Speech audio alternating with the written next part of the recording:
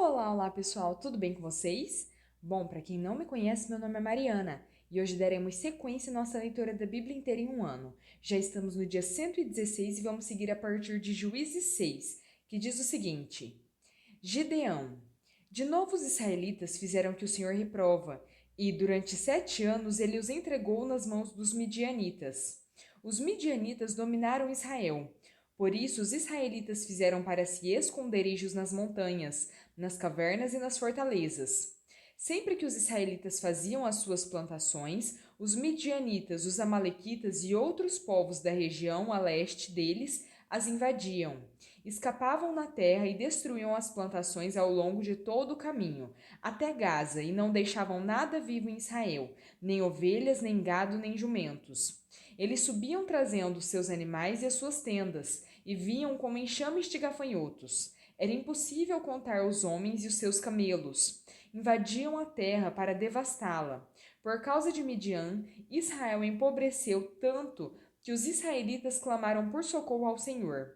Quando os israelitas clamaram ao Senhor por causa de Midian, ele lhes enviou um profeta que disse: Assim diz o Senhor, o Deus de Israel: Tirei vocês do Egito, da terra da escravidão. Eu os livrei do poder do Egito e das mãos de todos os seus opressores.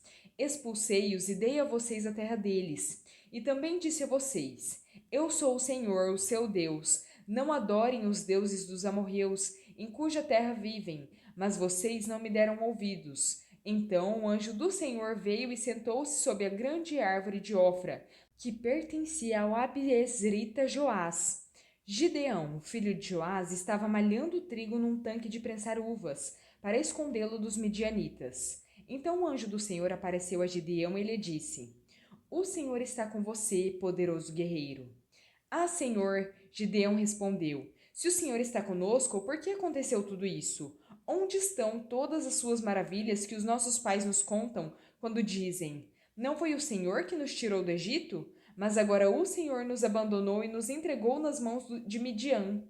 O Senhor se voltou para ele e disse: Com a força que você tem, vá libertar Israel das mãos de Midian. Não sou eu quem o está enviando? Ah, Senhor, respondeu Gideão: Como posso libertar Israel? Meu clã é o menos importante de Manassés e eu sou o menor de minha família. Eu estarei com você, respondeu o Senhor, e você derrotará todos os midianitas como se fossem um só homem. E Gideão prosseguiu: Se de fato posso contar com o teu favor, dá-me um sinal de que és tu que estás falando comigo. Peço-te que não vás embora até que eu volte e traga minha oferta e a coloque diante de ti. E o Senhor respondeu: Esperarei até você voltar. Gideão foi para casa, preparou um cabrito e, com uma arroba de farinha, fez pães sem fermento. Pôs a carne num cesto e o caldo numa panela. Trouxe-os para fora e ofereceu-os a ele sob uma grande árvore. E o anjo do Senhor lhe disse: Apanhe a carne e os pães sem fermento, ponha-os sobre esta rocha e derrame o caldo. Gideão assim o fez. Com a ponta do cajado que estava em sua mão, o anjo do Senhor tocou a carne e os pães sem fermento. Fogo subiu da rocha, consumindo a carne e os pães. E o anjo do Senhor desapareceu.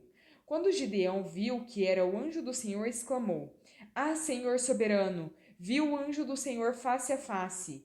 Disse-lhe, porém, o Senhor: Paz seja com você, não tenha medo, você não morrerá. Gideão construiu ali um altar em honra ao Senhor e lhe deu este nome: O Senhor é paz. Até hoje o altar está em Ofra dos Abiezritas. Naquela mesma noite, o Senhor lhe disse: Separe o segundo novilho do rebanho de seu pai, aquele de 7 anos de idade. Despedace o altar de Baal que pertence a seu pai, e corte o poste sagrado de Azerá, que está ao lado do altar. Depois faça um altar para o Senhor, o seu Deus, no topo desta elevação. Ofereça o segundo novilho em holocausto, com a madeira do poste sagrado que você irá cortar. Assim Gideão chamou 10 dos seus servos e fez como o Senhor lhe ordenara. Mas, com medo da sua família e dos homens da cidade, fez tudo de noite e não durante o dia. De manhã, quando os homens da cidade se levantaram, lá estava demolido o altar de Baal, com o poste sagrado, ao seu lado, cortado, e com o segundo novilho sacrificado no altar recém-construído. Perguntaram uns aos outros: quem fez isso? Depois de investigar, concluíram: foi Gideão, filho de Joás. Os homens da cidade disseram a Joás: traga seu filho para fora, ele deve morrer, pois derrubou o altar de Baal e quebrou o poste sagrado que ficava ao seu lado. Joás, porém, respondeu à multidão hostil que o cercava: vocês vão defender a causa de Baal? Estão tentando salvá-lo? Quem lutar por ele será morto pela manhã. Se Baal fosse realmente um deus, poderia defender-se quando derrubaram seu altar. Por isso, naquele dia chamaram Gideão de Jerubaal, dizendo: que Baal dispute com ele, pois derrubou seu altar. Nesse meio tempo, todos os midianitas, amalequitas e outros povos que vinham do leste uniram seus exércitos, atravessaram o Jordão e acamparam no vale de Jezreel. Então o Espírito do Senhor apoderou-se de Gideão e ele, com um toque de trombeta, convocou os abiesritas para segui-lo. Enviou mensageiros a todo Manassés, chamando as armas, e também a Azer, a Zebulon e a Naphtali, que também subiram ao seu encontro. E Gideão disse a Deus: quero saber se vais libertar Israel por meu intermédio, como prometeste. Vê, colocarei uma porção de lã na eira. Se o orvalho molhar apenas a lã e todo o chão estiver seco, saberei que tu libertarás Israel por meu intermédio, como prometestes. E assim aconteceu. Gideão levantou-se bem cedo no dia seguinte, torceu a lã e encheu uma tigela de água do orvalho. Disse ainda Gideão a Deus: não se acenda a tua ira contra mim. Deixe-me fazer só mais um pedido. Permite-me fazer mais um teste com a lã. Desta vez, faze ficar seca a lã e o chão coberto de orvalho. E Deus assim fez naquela noite. Somente a lã estava seca, o chão estava todo coberto de orvalho. Lucas 22, versículos 54 em diante. Então, prendendo, levaram-no para a casa do sumo sacerdote. Pedro os seguia à distância. Mas, quando acenderam um fogo no meio do pátio e se sentaram ao redor dele, Pedro sentou-se com eles. Uma criada o viu sentado ali à luz do fogo, olhou fixamente para ele e disse: este homem estava com ele. Mas ele negou: mulher, não o conheço. Pouco depois, um homem o viu e disse: você também é um deles. Homem, não sou, respondeu Pedro. Cerca de 1 hora mais tarde, outro afirmou: certamente este homem estava com ele, pois é galileu. Pedro respondeu: homem, não sei do que você está falando. Falava ele ainda quando o galo cantou. O Senhor voltou-se e olhou diretamente para Pedro. Então Pedro se lembrou da palavra que o Senhor lhe tinha dito: antes que o galo cante hoje, você me negará 3 vezes. Saindo dali, chorou amargamente. Os homens que estavam detendo Jesus começaram a zombar dele e a abater nele. Cobriram seus olhos e perguntavam: profetize, quem foi que bateu em você? E lhe dirigiam muitas outras palavras de insulto. Ao amanhecer, reuniu-se o sinédrio, tanto os chefes dos sacerdotes quanto os mestres da lei, e Jesus foi levado perante eles. Se você é o Cristo, diga-nos, disseram eles. Jesus respondeu: se eu vos disser, não crereis em mim, e se eu vos perguntar, não me respondereis. Mas, de agora em diante, o Filho do Homem estará assentado à direita do Deus Todo-Poderoso.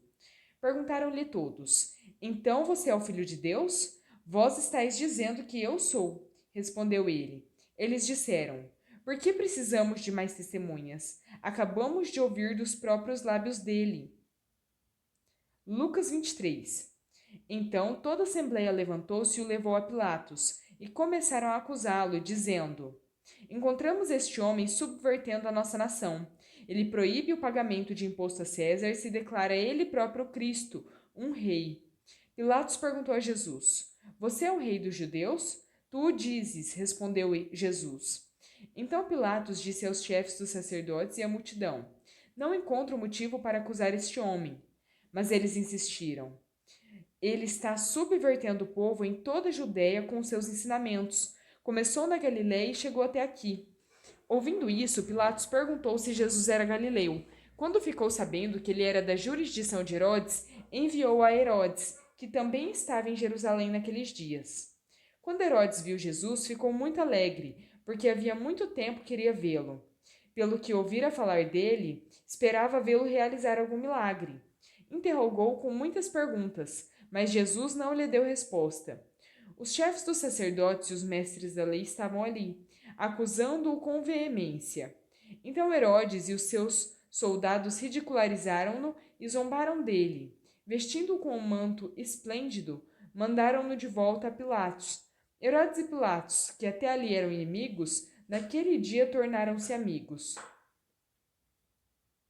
Salmo 95. Venham, cantemos ao Senhor com alegria, aclamemos a rocha da nossa salvação. Vamos à presença dele com ações de graças, vamos aclamá-lo com cântico de louvor. Pois o Senhor é o grande Deus, o grande Rei acima de todos os deuses. Nas suas mãos estão as profundezas da terra. Os cumes dos montes lhe pertencem. Dele também é o mar, pois ele o fez. As suas mãos formaram a terra seca. Venham, adoremos prostrados e ajoelhemos diante do Senhor, o nosso Criador, pois ele é o nosso Deus, e nós somos o povo do seu pastoreio, o rebanho que ele conduz. Hoje, se vocês ouvirem a sua voz, não endureçam o coração, como em Meribá, como aquele dia em Massá, no deserto, onde os seus antepassados me tentaram, pondo-me à prova, apesar de terem visto o que eu fiz. Durante 40 anos fiquei irado contra aquela geração e disse: eles são um povo de coração ingrato, não reconheceram os meus caminhos. Por isso, jurei na minha ira: jamais entrarão no meu descanso. Salmo 96. Cantem ao Senhor um novo cântico. Cantem ao Senhor todos os habitantes da terra. Cantem ao Senhor, bendigam o seu nome. Cada dia proclamem a sua salvação. Anunciem a sua glória entre as nações, seus feitos maravilhosos entre todos os povos. Porque o Senhor é grande e digno de todo louvor, mais temível do que todos os deuses. Todos os deuses das nações não passam de ídolos, mas o Senhor fez os céus. Majestade e esplendor estão diante dele, poder e dignidade no seu santuário. Deem ao Senhor, ó famílias das nações. Deem ao Senhor glória e força. Deem ao Senhor a glória devida ao seu nome e entrem nos seus átrios trazendo ofertas. Adorem o Senhor no esplendor da sua santidade. Tremam diante dele todos os habitantes da terra. Digam entre as nações: o Senhor reina. Por isso, firme está o mundo e não se abalará, e ele julgará os povos com justiça. Regozijem-se os céus e exulte a terra. Ressoe o mar e tudo que nele existe. Regozijem-se os campos e tudo que neles há. Cantem de alegria todas as árvores da floresta. Cantem diante do Senhor, porque ele vem julgar a terra. Julgará o mundo com justiça e os povos com a sua fidelidade. Provérbios 14, versículos 5 e 6. A testemunha sincera não engana, mas a falsa transborda em mentiras. O zombador busca sabedoria e nada encontra, mas o conhecimento vem facilmente ao que tem discernimento. Bom, pessoal, terminamos por aqui a nossa leitura, espero que tenham gostado. Se gostaram, deixem o seu like, curtam, compartilhem esse vídeo, se inscrevam no canal se ainda não é inscrito. Muito obrigada, fiquem com Deus e até a próxima!